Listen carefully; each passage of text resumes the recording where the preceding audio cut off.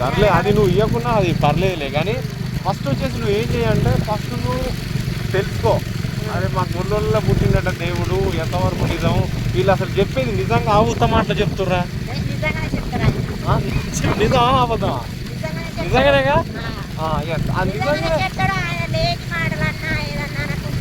ఆయనను పక్కన పెట్టు, ఆయన పక్కన పెట్టు. దేవుడు అనేది దేవుని గురించి మాట్లాడదాం మనం.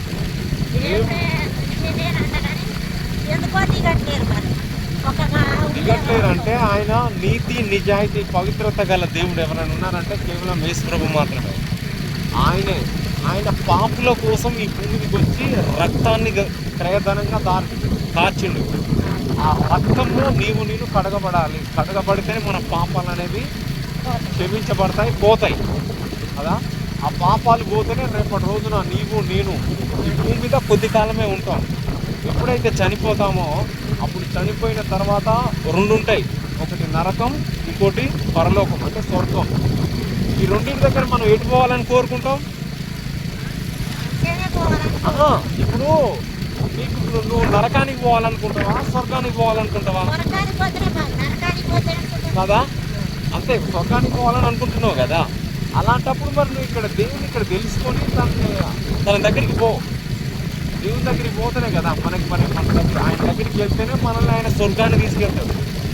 అది ఇప్పుడు లోకం శాసనం కాదు. మీ ఆయన చనిపోయింది అన్నావు కదా, ఆయనకి పాపం దేవుని గురించి తెలియదు. చెప్పినప్పుడు వినాలమ్మా. ఎందుకంటే దేవుడు ఇప్పుడు ఒక మనుషుల ద్వారా నీతో మాట్లాడుతుంది.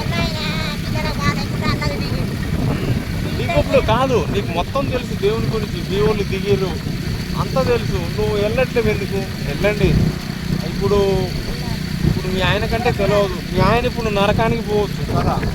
ఇప్పుడు నువ్వైనా స్వర్గానికి వెళ్ళాలని అనుకో.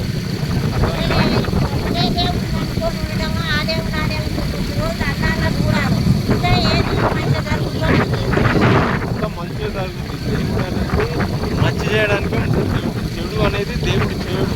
అది మనం చేసుకుంటాం చెడు. అర్థమైందా? మనం చేసే పని, మనం చేసే దాన్ని బట్టి ఉంటుంది చెడు మంచి అనేది. అట్లా మన ప్రవర్తనలోని మనం చేసే దాంట్లోనే ఉంటుంది. అది నువ్వు ఏంటో తెలుసుకో. నువ్వు పెద్దామా మంచిగా వెళ్ళొచ్చు. ఓకేనా?